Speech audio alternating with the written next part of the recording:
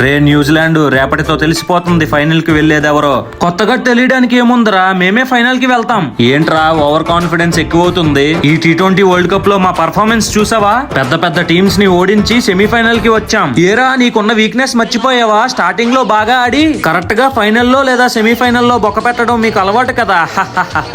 నీ పని రేపు చెప్తాను రా.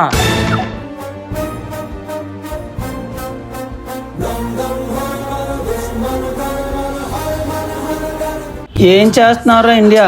అక్కడ సౌత్ ఆఫ్రికా న్యూజిలాండ్ సెమీఫైనల్ కోసం గొడవ పడుతుంటే ఇక్కడ పిచ్చి రాతలు రాస్తున్నావా? ఇవి పిచ్చి రాతలు కాదరా, మమ్మల్ని వరల్డ్ కప్ లో నుంచి ఇంటికి పంపించిన వాళ్ళ లిస్టు. మొన్న వెస్టిండీస్ మీద రివెంజ్ తీర్చుకున్నాం. ఇంకా దీంట్లో ఇంగ్లాండే బ్యాలెన్స్ ఉంది. ఇంగ్లాండ్ పని పట్టాలి. అది అంత ఈజీ కాదరా ఇండియా.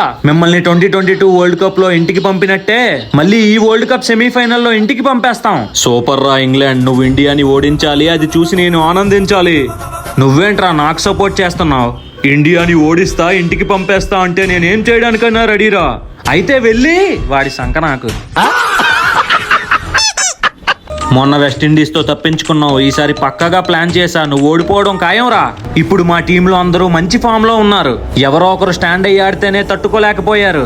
ఇంకా అందరూ కలిసి మీదడిపోతే దండయాత్ర. అది ఇండియా చేసే దండయాత్ర.